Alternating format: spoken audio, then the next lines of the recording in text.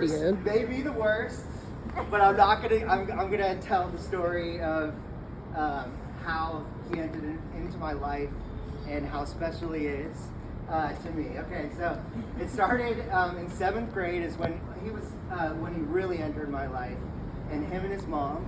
Is Anna here? Anna and Doug were gonna move into our life, and we knew Doug through Tom and Dennis and this school that he had. And I don't know if it's been brought up yet, but we lived on this street called Loch Lomond. Woo! Yeah. Right? All right. And it's a very special place. We actually, this will be a big part of my speech. We romanticize the hell out of it. We actually consider it a divine entity.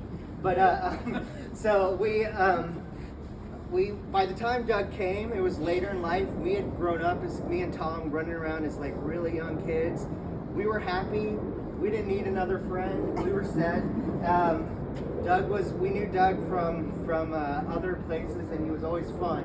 But when he moved, when he was going to be moving here, it was like it really shook things up. And I just remember thinking like, okay, this is gonna be fun. This is weird. This is gonna be really fun.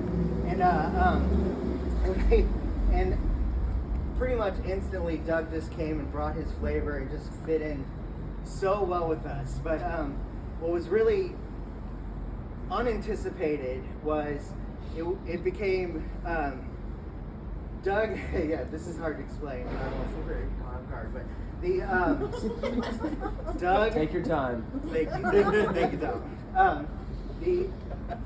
Doug is a very, very special person. He's like he's a one-of-a-kind relationship that I can never have. So actually, Doug's dad really brought this out of me today when we were just talking about Doug and this long-ass drive up here.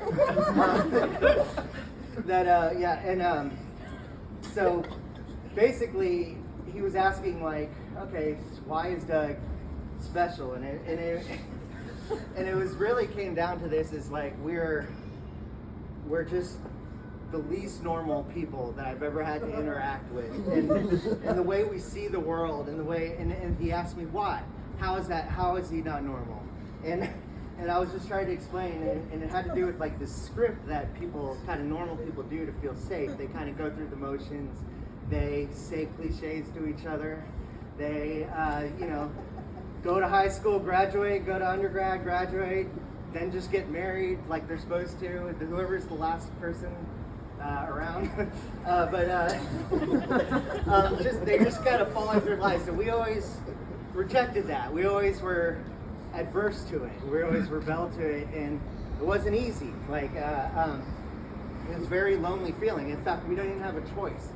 We weren't good at it. We felt like bad actors always, and we would secretly laugh at how scripted things felt to us, like in society, and that was a very lonely feeling that I would have to share alone if I didn't find Doug, and I cannot tell you how special and important that is to have that person, and how lucky it is, because somebody I could talk to on a level where we're kind of analyzing things deeply on a surface, deeply beyond the surface, and basically just going straight to the heart of analyzing, judging, and just making fun of everything.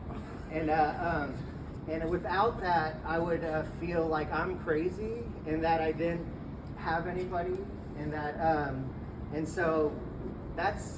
He's like a brother. This is like a real brother. I have a true brothers, but that kind of relationship is crazy. And there's a couple moments where it got really, really serious. Like when Anna actually became friends with my mom, two powerhouses. It was this really wild year. It was the second year he was living on our street, and they were so close that we actually ended up being legitimate brothers. Every night we would eat dinner together, whether it was at his house or Anna would take us out all over town, and every night, or he would come over and eat with my mom. And like in that year, we weren't friends. We were literally brothers. Like we were inseparable. Our parents accepted that. They created that too.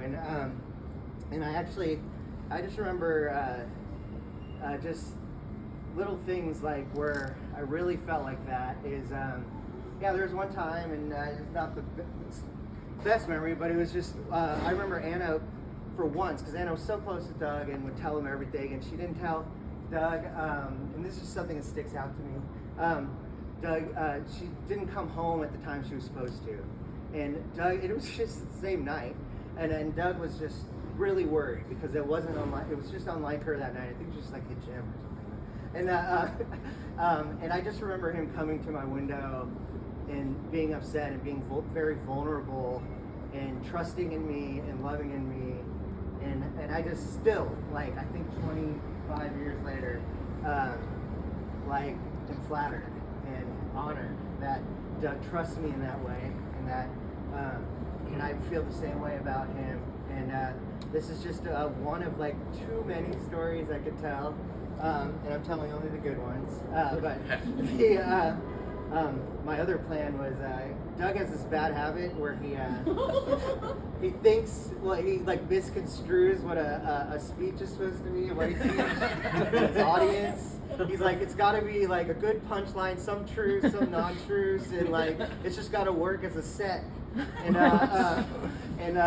And he doesn't realize like there's somebody's grandma and like a priest and like so he tells just terrible stories. And my plan was like he had like this 6-month period. He's a very good boy and he doesn't smoke pot, but he did for like 6 months, and he was a troublemaker.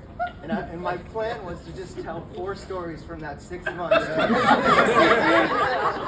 and then just leave it there so everyone thinks he's a huge stoner. That's what he deserves. But that means it would be okay because it would make y'all laugh. But I did not do that. But I just broke the third wall and did it anyways.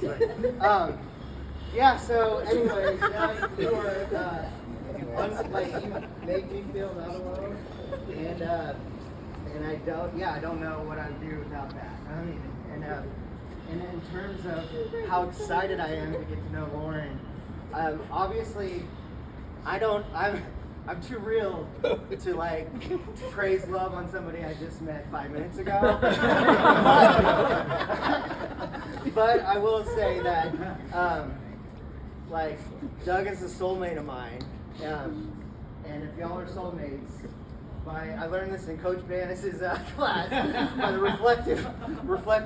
reflective property of math. I'm actually getting that wrong. We're soulmates, yeah. And I just, I'm so happy, and I can't wait to meet you. Yeah.